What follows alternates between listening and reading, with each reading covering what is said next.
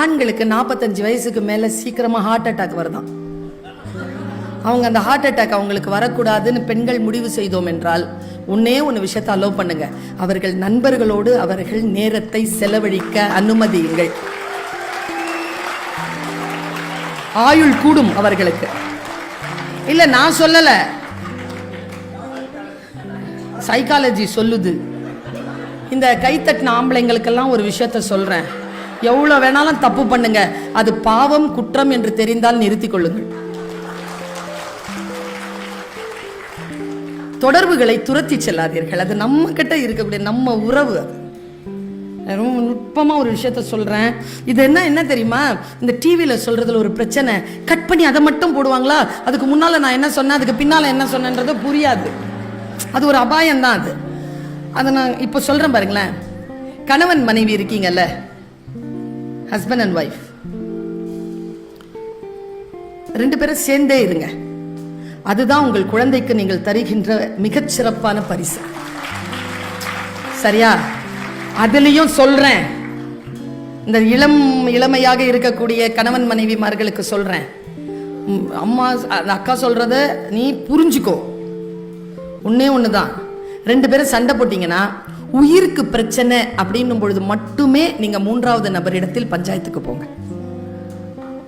மற்றபடி தயவு செய்து ஒருவரை பற்றி ஒருவர் உங்கள் மீது அன்பு செலுத்துகின்ற இன்னொருவரிடத்தில் குறை சொல்லிவிடாதீர்கள்.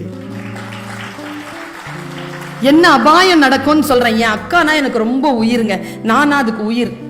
எங்க வீட்டுல என்ன ஏதாவது துன்புறுத்தினாருன்னா நான் அவன் கிட்ட போய் அக்கா என்ன இப்படி பண்ணிட்டாருக்கான்னு அவன் ஆரம்பிப்பா. ஐயோ தங்கத்தை எடுத்து தரையில போட வச்சிட்டானே, உனக்கு நான் முதல்லயே சொன்னேன் இது வேணான்னு சொன்னேன், எனக்கு தெரியும் அவன் இப்படி பண்ணுவான். ஒன்னும் பண்ணியிருக்க மாட்டார். ஏதோ எரிச்சலா ஏதோ ஒரு வார்த்தை சொல்லியிருப்பாரு, அதுக்கு நான் அங்க போய் சொல்லியிருப்பேன். என்ன காரணம்னா விஷயம் இவ்வளவுதான், ரொம்ப சிம்பிள். உங்கள் மீது அன்பு கொண்டவர்கள் உங்கள் மீது செலுத்துகின்ற அன்பின் விளைவால் உங்கள் குடும்பம் துண்டாகி விடுவதற்கு வாய்ப்பு உண்டு. ஒண்ணு செய்றீங்களா, பளிச்சுன்னு சொல்லிட்டு போற. புருஷன் பொண்டாட்டிக்கு மத்தியில வரக்கூடாதவர்கள்னு ஒரு பட்டியல் கொடுக்கிறேன். இந்த பேரை மட்டும் உள்ள சேர்த்துக்காதீங்க. ஒண்ணு நம்மள பெத்தது,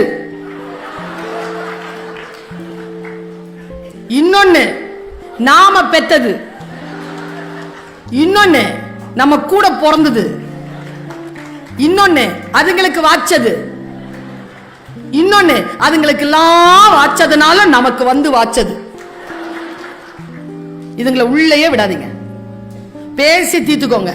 என்ன சொல்ற, கோபம் இருந்துதா, ரொம்ப துன்புறுத்துறாங்களா, சேர்த்து வச்சுக்கோங்கிற. நான் எங்க போயிட போறாங்க, 60-65 வயசு ஆகட்டும், ஒன்னொன்னா எடுத்து